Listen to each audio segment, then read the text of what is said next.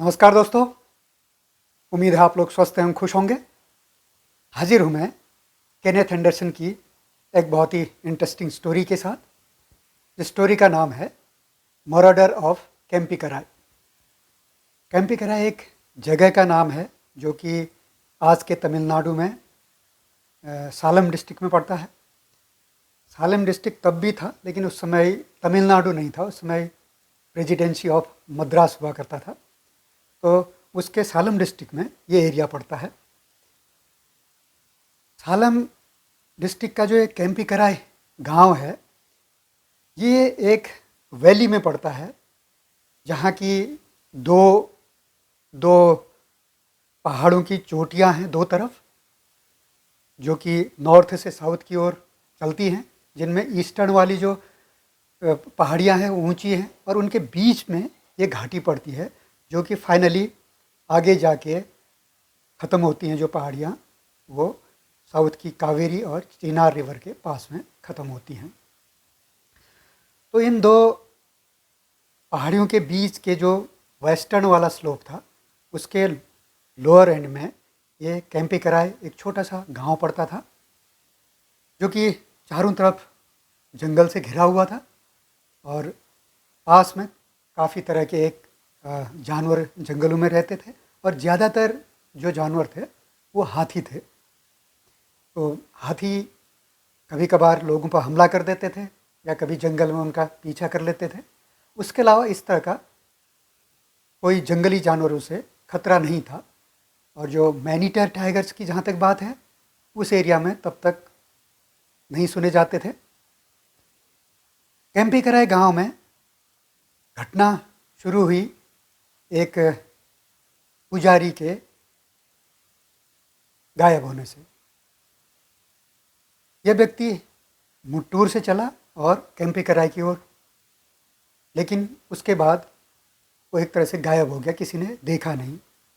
जब कुछ दिन हो गए, लोगों को शक हुआ भाई वो व्यक्ति गया कहाँ। तो एक पार्टी बनाई लोगों ने। उन्हें शक ये था कि हो सकता है रास्ते में कहीं जंगली हाथी ने उसे पटक दिया हो या मार दिया हो। वो इसी उम्मीद में खोज में जा रहे थे कि जहाँ उन्हें कहीं हाथी का डंग दिखेगा, उसके आसपास हो सकता है उसकी जो बॉडी हो जिसे हाथी ने कुचला हो वो मिल जाए। लेकिन उन्हें ऐसा कुछ नहीं मिला, बल्कि जंगल में एक जगह वो गए तो वहाँ उन्हें उस व्यक्ति का कुछ एक कपड़ा मिला, उसकी धोती मिली और कहीं पे थोड़ा सा खून गिरा हुआ था। और आगे उन्होंने रास्ते में देखा कि टाइगर्स के पैरों के निशान थे। लेकिन तब भी उनका शक इस बात पे नहीं था कि इस व्यक्ति को किसी टाइगर ने मारा होगा। बात आई गई होगी। कुछ दिन बाद फिर एक और व्यक्ति बल्कि एक महिला, जो शाम को कैंपिकराय के पास में जो वेल था, जो जो कुआं बना था, उसमें पानी भरने के लिए गई थी। उसने घड़े को वेल में डाल के पानी खींचा और उसके बाद काफ़ी देर हो गई, वो आई नहीं। तो उसके हस्बैंड ने उसे आवाज़ लगाई, कोई रिस्पॉन्स नहीं आया। काफ़ी देर तक वो आवाज़ लगाते रहा, अंधेरा हो गया। जब कोई उत्तर नहीं आया तो उसने दरवाज़ा बंद किया, बैठ गया, सो गया। दूसरे दिन सुबह फिर वो बाहर निकला और आसपास के लोगों को इकट्ठा किया और खोज शुरू की कि आखिरकार महिला गई कहाँ। जो कुआं था उससे कुछ दूरी पर उस महिला का घड़ा गिरा हुआ था ब्रास का, और वहाँ उन्होंने देखा कुछ खून गिरा हुआ है। उन्होंने उस खून की धार का पीछा किया और जो ड्रैग मार्क बना था उसकी तरफ गए। आगे जाके उन्होंने देखा कि वहाँ से करीब 200 गज की दूरी पर एक झाड़ी के पास में उस महिला के रिमेन्स मिले। उसका सर मिला और उसके हाथ और पैर बिखरे हुए थे, बाकी उसकी बॉडी का पूरा हिस्सा खाया हुआ था। और वहाँ पर टाइगर के पैरों के निशान थे। तो ये कन्फर्म हो गया लोगों को कि इसको किसी आदमखोर बाघ ने मारा है और खाया है। उसके बाद जो कैंपिकराय गांव था वो बिल्कुल डर के साए में जी रहा था। लोगों ने बाहर जाना बंद कर दिया, दिन में जाते थे तो ग्रुप में जाते थे, और रात को तो रात होने से पहले, अंधेरा होने से पहले सब लोग अपनी झोपड़ी में बंद हो जाते थे। वहाँ की जो सैनिटरी कंडीशन थी वो बहुत ही ख़राब हो गई थी, क्योंकि लोग बाहर जा नहीं रहे थे, तो जो भी गंदगी हो रही थी वो उनके घरों के अंदर ही हो रही थी, और बदबू से और गंदगी से लोगों के घर भर चुके थे। तो ऐसे माहौल में एक व्यक्ति जिसका नाम मारा था, वो व्यक्ति जो इनका एक साथी था, पुजारी साथी, बायरा का साला था, तो वो उस गांव में रहता था।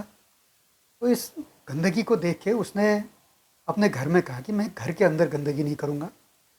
तो क्या करता था, अंधेरा होते ही वो घर से बाहर जाता था और नेचर की कॉल को आंसर करके आ जाता था वापस। रोज़ रोज़ जाने लगा। जब वो जाता था बाहर तो घर वाले डरे सहमे रहते थे कि वो वापस आएगा नहीं आएगा, और एक दिन उनका डर सही साबित हुआ, वो वापस नहीं आया।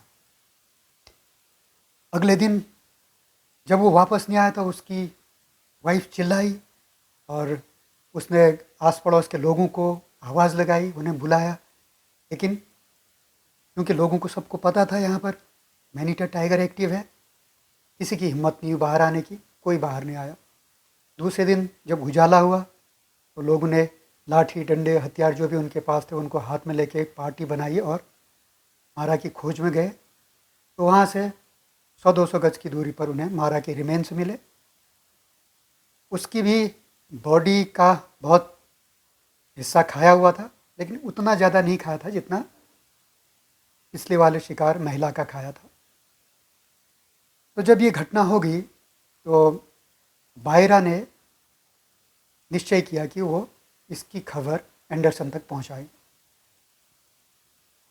कोई उसके साथ जाने को तैयार नहीं हुआ, तो बायरा अकेले 18 मील पैदल चल के पेनाग्राम पहुंचा।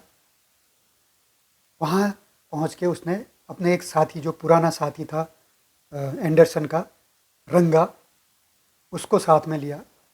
रंगा और बायरा दोनों बस से बेंगलोर पहुँचे और रात को करीब 9 बजे एंडरसन के घर पे पहुँचे।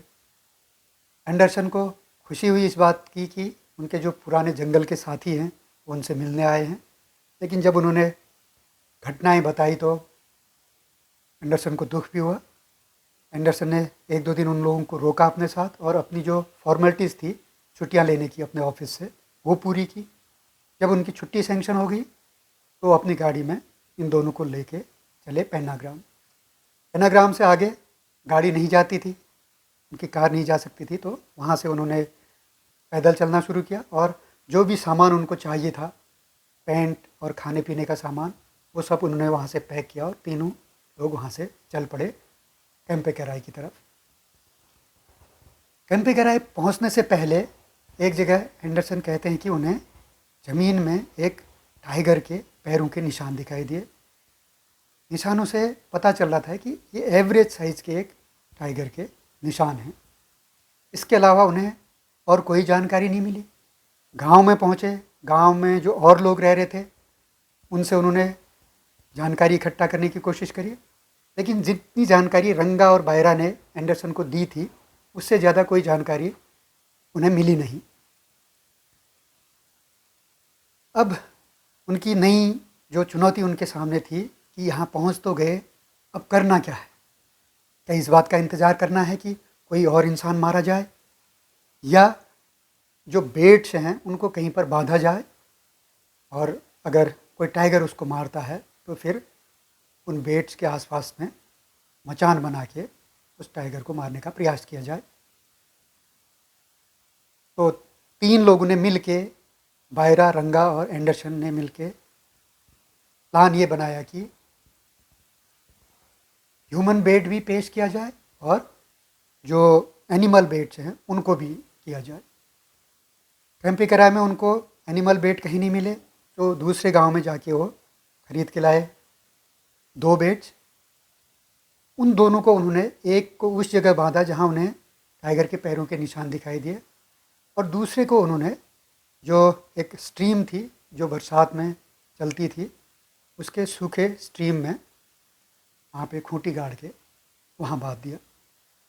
और तीसरा जो उन्होंने लाइव बेट प्रेजेंट करना था, एंडरसन कहते थे कि अगर इंसान को एज ए बेट प्रेजेंट करेंगे तो खुद प्रेजेंट होंगे, खुद बेट बनेंगे। तो उन्होंने निश्चय किया कि वो रात को जो वेल है, कुआं है, उसके दीवार में रात को बैठेंगे अपनी ऑफ कोर्स अपनी राइफ़ल के साथ में। तो शाम को उन्होंने अपनी पोजीशन ले ली वेल के पास में। और वो कहते हैं कि जो वेल था और जो गांव था वो 3 साइड से तो जंगल से घिरा था, लेकिन एक तरफ उसमें कुछ पपीते के पेड़ लगा रखे थे लोगों ने, उनकी कुछ पेड़ थे। तो दिन में तो सब ठीक ठाक दिख रहा था, लेकिन शाम को जब अंधेरा हुआ तो उन्हें लगा कि ये पपीते का पेड़ जो है ये सबसे ख़तरनाक जगह है, यहाँ से अगर मैनीटर आ गया तो उन्हें कहीं दिखाई नहीं देगा। तो लिहाजा उन्होंने अपनी पोजीशन थोड़ा चेंज की और इंतज़ार करने लगे। वहाँ पर क्योंकि वो इलाका था, दो तरफ खड़ी पहाड़ियाँ थी, तो जब तक चंद्रमा पहाड़ियों के ऊपर नहीं आ जाता तब तक वहाँ चांदनी नहीं आ सकती थी। हालांकि और जगह होते तो अभी चांदनी आने का टाइम हो गया था, वो फुल मून से कुछ दिन पहले की बात थी। लेकिन चूँकि ये पहाड़ियों को थोड़ा सा तय करने में चंद्रमा को टाइम लगेगा, तो करीब 8 साढ़े 8 बजे वहाँ पे चांदनी आने का टाइम था। लेकिन वो कहते हैं कि ये जो 90 मिनट का टाइम पहले था, शायद उनकी ज़िंदगी का सबसे डरावना टाइम था। वो कहते थे कि घुप अंधेरा था, चारों तरफ उन्हें कुछ भी नहीं दिखाई दे रहा था। अगर कहीं से मैनीटर आ गया तो कम्प्लीटली उसकी मर्जी पर थे। अगर वो सामने से भी आता तो जब तक वो उनके बिल्कुल पास में नहीं पहुंच जाता, पॉइंट ब्लैंक रेंज पे, तब वो राइफ़ल चला सकते थे। और पॉइंट ब्लैंक रेंज पे पहुंचने के बाद राइफ़ल चलाते तो उनका निशाना कहाँ लगता पता नहीं। और अगर मैनीटर ने डिसाइड किया कि वो पीछे की तरफ से आएगा तब तो उन्हें पता ही नहीं चलता। तो इस डर में एंडरसन ने वो 90 मिनट गुजारे। बहरहाल चांदनी आ गई 8 साढ़े 8 बजे के लगभग, और अब उनको चारों तरफ क्लियरली दिखाई दे रहा था। और यहाँ तक कि जो पपीते के पेड़ थे, उनके बहुत सारे पेड़ों का झुंड था, उनके बीच में भी वो देख पा रहे थे, इतनी क्लियर चांदनी आई हुई थी। उन्होंने चारों तरफ शार्प नज़र रखे हुए थे। उन्हें उम्मीद थी कि मैनीटर आज आएगा। रात में उन्हें करीब 11 बजे एक सांबर की अलार्म कॉल सुनाई दी जंगल में। वो अलार्म कॉल उस जगह से आ रही थी जहां उन्होंने टाइगर के पैरों के निशान देखे थे आते वक्त, और जहां उन्होंने एक बैल बांधा हुआ था। उसके बाद उसके अलावा उन्हें और कोई आवाज़ नहीं सुनाई दी। उन्हें लग रहा था कि इस पूरे इलाके में जीवित प्राणी सिर्फ मैं ही हूँ। बैठे बैठे काफ़ी देर हो गई। अब उन्हें ये लगा कि अब समय आ गया है कि मैं मैनीटर को अपनी ओर अट्रैक्ट करूं। उसको अट्रैक्ट करने का तरीका यही था कि वो कुछ ऐसा करें कि ऐसा लगे वो कुएं से पानी निकालने के लिए आए हैं। तो उन्होंने जो ब्रास वेसल्स अपने पास लाए थे उसको रस्सी से बांधा, और जो मोटर लगी हुई थी रस्सी के सहारे उस घड़े को नीचे उतारने की, उसको चलाना शुरू किया। घड़े को नीचे उतारा, पानी भरा, उसे ऊपर खींचा। तो उससे उस सुनसान रात में खूब आवाज़ हो रही थी, और काफ़ी दूर तक जहाँ उन्हें उम्मीद थी कि मैनीटर हो सकता है वहाँ तक आवाज़ जा रही थी। तो पानी खींचते थे, घड़े को गिराते थे, और एक दो बार ऐसा करने में फिर चारों तरफ देख लेते थे कि कहीं उन्हें कुछ नज़र आ जाए या कहीं कोई मैनीटर के आने की कुछ लक्षण उन्हें दिखे। लेकिन कुछ ऐसा हुआ नहीं। उन्होंने कई देर तक इस प्रक्रिया को करते रहे, बीच बीच में रुक रुक के फिर करते रहे, लेकिन कुछ हुआ नहीं। फिर सुबह का वो समय आ गया जब चाँद पहाड़ी की दूसरी तरफ जा रहा था, और उसी तरह का समय हो रहा था जैसा कि पिछली शाम को हुआ था, यानी कि चांदनी से के आने से पहले जो अंधेरा था वही अंधेरा चांदनी के जाने के बाद हो गया था। फिर वही खतरनाक समय उनके लिए आ गया था। अब उन्हें लग रहा था शायद मैनीटर ने यह समय चुना है उन पर अटैक करने के लिए, और वो अपने आप को बिल्कुल असहाय महसूस कर रहे थे। कंप्लीटली मैनीटर की मर्सी पर उन्होंने अपने आप को छोड़ा हुआ था, उन्हें ऐसा लग रहा था। वो घुप्पा अंधेरा था, फिर वही 90 मिनट का अंधेरा। फाइनली सुबह होनी शुरू हुई और धीरे धीरे उजाला हुआ और आसमान में सूरज चढ़ा। तो जब सूर्य चढ़ गया आसमान में तब वो उतरे वहाँ से और उस पैरापेट से उतर के अपने टेंट में चले गए, जो उन्होंने गांव के एक साउथ में एक खाली मैदान में लगाया हुआ था। वहाँ जाने के बाद उन्होंने चाय पी, स्नान किया और सो गए। करीब 10:30 बजे वो उठे, क्योंकि पूरी रात जगे हुए थे तो खूब गहरी नींद आई। उठने के बाद उन्होंने नाश्ता किया फिर से और अपने साथी रंगा और बायरा के साथ चल पड़े उस जगह देखने के लिए जहाँ उन्होंने कल 2 बैलों को बांधा था। जहाँ उन्हें कल पैरों के निशान दिखे थे, पहले वहाँ गए, वहाँ उन्होंने एक सफ़ेद रंग का बैल बांधा था। तो उन्होंने देखा उससे करीब 15 गज की दूरी पर फ्रेश टाइगर के पैरों के निशान थे, लेकिन उसने बैल को मारा नहीं था, बल्कि उसका चक्कर काट के वो वहाँ से चला गया था। उन्हें बड़ा आश्चर्य हो रहा था और आश्चर्य के साथ साथ उन्हें यह भी लग रहा था कि यह मैनीटर ही हो सकता है, क्योंकि अगर ये टाइगर मैनीटर नहीं होता तो इतनी आसानी से एक आसान से शिकार को छोड़ता नहीं। उसके बाद वो दूसरी तरफ गए जहाँ उन्होंने सूखी नदी के उस पर अपने बैल को बांधा हुआ था। वहाँ जब वो पहुँचे उन्होंने देखा उनके बैल को मारा हुआ था और उसका कुछ पोर्शन खाया था। और उन्होंने जब वो वहाँ पर पैरों के निशान देखे, उन्हें बिल्कुल वही पैरों के निशान लगे जो उन्हें कल दिखे थे। अब यहाँ पर एंडरसन के लिए थोड़ा कन्फ्यूजन हो गया। वो ये तय नहीं कर पा रहे थे कि यहाँ एक टाइगर है या 2 टाइगर्स हैं, और यहाँ पर जिस बैल को मारा है उसने, क्या वो मैनीटर था?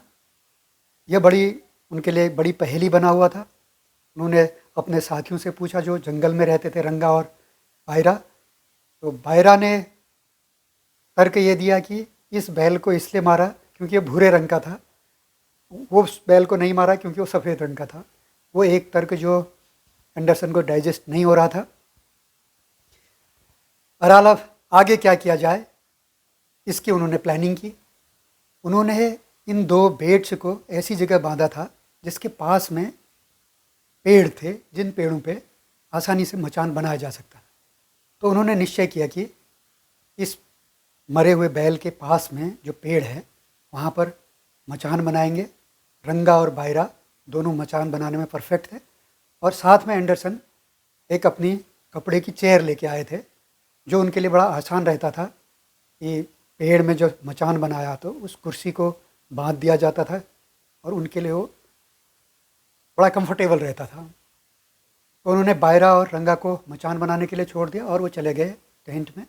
वहाँ जाके उन्होंने रेस्ट किया और शाम को वापस लौटे नाश्ता करके और अपने रात के लिए चाय लेके उस सीन पे पहुँचे, और 5 बजे वो अपने मचान में बैठ गए और पूरी रात वहाँ बैठने के लिए उन्होंने सोचा था, और रंगा और बायरा वापस कैंप पे कराई चले गए। धीरे धीरे रात हो गई। एंडरसन कह रहे अपने आँखों को कानों को स्ट्रेन कर रहे थे कि उन्हें कुछ ये लगे कि कहीं से टाइगर आ रहा अपने शिकार पे। लेकिन तब वो कहते हैं कि 8 बजे के आसपास उन्हें अचानक ये लगा कि टाइगर उनके पेड़ के नीचे खड़ा है। उसकी जो आवाज़ सुनाई दे रही थी पैरों की, और उसके अलावा जब वो वहाँ पर खड़ा था कुछ देर तो खड़ा रहा, लेकिन फिर वो अपने बदन को उस पेड़ से खुजलाने लगा जिसमें एंडरसन का मचान बना था। एंडरसन का मचान था ज़मीन से 15 फीट ऊंचा। तो जब वो अपने बॉडी को पेड़ से रगड़ रहा था, इसी दरमियान इसी प्रोसेस में उसने शायद ऊपर देखा और उसे मचान नज़र आया। जैसे ही उसे मचान नज़र आया वो गुर्राने लगा नीचे से।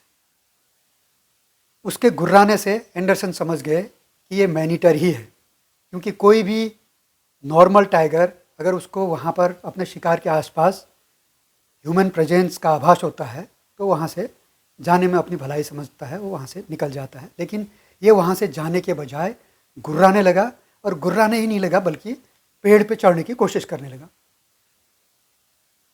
तो ये स्थिति ऐसी आ गई थी जिसके बारे में एंडरसन ने सोचा नहीं था। अब उन्हें उनका पेड़ हिलने लगा, जाहिर था टाइगर जो है पेड़ पे चढ़ने की कोशिश कर रहा था, और पेड़ पे उन्हें लगता था कि उसे कितना चढ़ना है। करीब उसकी 8 फीट उसकी लंबाई होगी टाइगर की, और उसके अलावा 15 फीट वो ऊपर हैं, तो 7 फीट उसे और चढ़ना है। तो जब ये सब कुछ हो रहा था तो एंडरसन ने उसी समय अपनी राइफल लेके बाईं तरफ से नीचे झुकने की कोशिश की कि अगर टाइगर दिखाई दे तो उस पर फायर करेंगे। लेकिन टाइगर उनके बाईं तरफ नहीं बल्कि दाहिनी तरफ पड़ रहा था उस समय। तो जब उन्होंने बाईं तरफ से देखा तब तक टाइगर ऊपर पहुंच के अपने अगले पंजों से उनके जो चेयर थी, कनवास चेयर की, उस पर पहुंच चुका था, और उसने अपने अगले पंजों से उन पर हमला कर दिया। और एंडरसन बैठे हुए थे तो हमला उनके हिप्स में हुआ, और उनके इससे पार्ट से कुछ मांस नोच के टाइगर अपना बैलेंस नहीं बना पाया और नीचे गिर गया। नीचे गिरने के बाद वो वहाँ से चला गया। एंडरसन ने बहुत कोशिश की देखने की, लेकिन कुछ दिखाई नहीं दिया, न कोई आवाज़ सुनाई दी। और जब उन्होंने अपने पैर में हाथ लगाया तो उन्हें खून निकलता हुआ दिखाई दिया, और उन्हें पता चला कि उनके पीछे घाव हो गए 2-3 खतरनाक। और कुछ देर तक तो साइलेंटली बैठे रहे, लेकिन अब जब खून निकल रहा था और घाव अच्छे खासे हुए थे तो उन्हें ये लगा कि अब उन्हें यहाँ रहना चाहिए या कैंप में जाना चाहिए, जो कैंपी कराए गाँव में है। वहाँ पे उन्होंने वो एंटीसेप्टिक दवाएं भी लाए थे और कुछ इंजेक्शन भी लाए थे। तो उन्हें ये लग रहा था कि अगर वो यहाँ पर बैठे रहें तो जो टाइगर्स के पंजे होते हैं, क्योंकि वो शिकार खाते रहते हैं, उनमें बहुत ज़्यादा हार्मफुल जम्स होते हैं, और उनसे सेप्टिक होने का डर है। डर ही नहीं बल्कि 100% श्योर था कि अगर वो वहाँ बैठे रहते तो उन्हें सेप्टिक जरूर हो जाता, जो कि जानलेवा होता। और दूसरी पॉसिबिलिटी ये थी, अगर वो गांव जाएं, जो कि वहाँ से 2 मील दूर था, तो रास्ते में कहीं उन पे मैनीटर हमला कर सकता था। क्या उनको करना चाहिए, दोनों तरफ खतरा था। तो फाइनली एंडरसन ने निश्चय किया कि यहाँ अगर वो 7-8 घंटा बैठे रहें तो उन्हें बहुत ज़्यादा इन्फेक्शन हो जाएगा, जो उनकी पूरी बॉडी में फैलेगा और उनके लिए जानलेवा हो सकता है 100%। क्योंकि बाद में जब इन्फेक्शन हो जाएगा फिर जो एंटीसेप्टिक रखा है वो दवाएं भी असर नहीं करेंगी। और दूसरी तरफ अगर वो यहाँ से जाएं, उनके पास राइफल भी है, तो हो सकता है मैनीटर उन पर हमला करे, उनको मार भी सकता है। लेकिन ऐसा भी हो सकता है कि मैनीटर हमला न करे, और चूंकि उनके पास राइफल है उसके फायर से शायद उसको उसके ध्यान को डाइवर्ट करते हैं, उसे डरा दें। तो ज़्यादा पॉसिबिलिटी ये है कि अगर वो नीचे उतर के गांव की तरफ जाएं तो उनके बचने की ज़्यादा पॉसिबिलिटी। लिहाजा उन्होंने निश्चय किया कि वो गांव जाएंगे अंधेरे में ही।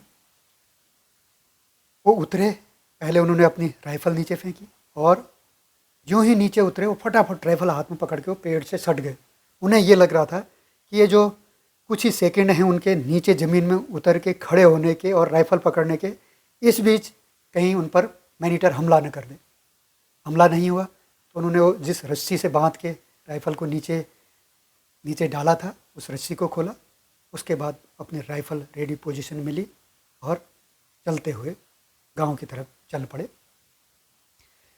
गांव से करीब 1/4 माइल पहले कहते सबसे खतरनाक जगह आई, जहाँ पर बड़े बड़े बोल्डर्स थे बहुत सारे, और किसी के भी पीछे मैनीटर छुपा हो सकता था। उसके लिए सबसे कन्वीनियंट जगह यही थी जहाँ पर वो मुझ पर हमला कर सकता था। लिहाजा बड़ी सावधानी से बहुत धीरे धीरे कदम बाय कदम चलते हुए उन्होंने उन बोल्डर्स को पूरा किया, और जब उनको क्रॉस कर लिया तो उन्होंने ऊपर वाले को धन्यवाद दिया, और उसके बाद अपने टहनी की ओर चल पड़े। उन्होंने आवाज़ लगाई। उनकी आवाज़ लगाते ही रंगा और बायरा दोनों उठे। तो उन्होंने बताया क्या क्या हुआ। उनसे कहा कि पानी गर्म करें। उन्होंने पानी गर्म किया और उसके अलावा जो अपने वो सिरिंज लाए थे, अपने पेनिसिलिन के जो लिक्विड लाया था एंटीसेप्टिक, उसके इंजेक्शन पहले उन्होंने अपने आप को लगाए। फिर बायरा और रंगा से मदद ली कि गर्म पानी से अपने घावों को धोया और उन पे एंटीसेप्टिक क्रीम लगा के उनको बंद कर दिया। और जगह ऐसी थी वहाँ पट्टी भी नहीं हो सकती थी, लेकिन जांघ में जो घाव थे उनमें उन्होंने पट्टी बांध ली। उसके बाद वो सो गए। और सुबह जब उठे तो उन्हें खुशी इस बात की थी कि उन्हें कोई ज़्यादा इन्फेक्शन नहीं हुआ है, कोई बहुत ज़्यादा पेन भी नहीं हो रहा है और कहीं पर कोई सूजन भी नहीं है। इसका मतलब है इन्फेक्शन नहीं हुआ। उन्होंने दोबारा फिर एंटीसेप्टिक की डोज ली इंजेक्शन से और अपनी जो घाव थे उन पर भी दोबारा दवा लगाई। और उसके बाद नाश्ता पानी करके वो उस जगह गए जहाँ कल रात को ये घटना हुई थी रंगा और बायरा को लेके। तो दोस्तों ये था मर्डर ऑफ केम्पी कराई स्टोरी का पार्ट 1। जल्दी ही अगले पार्ट के साथ हाजिर होऊंगा। तब तक के लिए इजाज़त दीजिए। नमस्कार।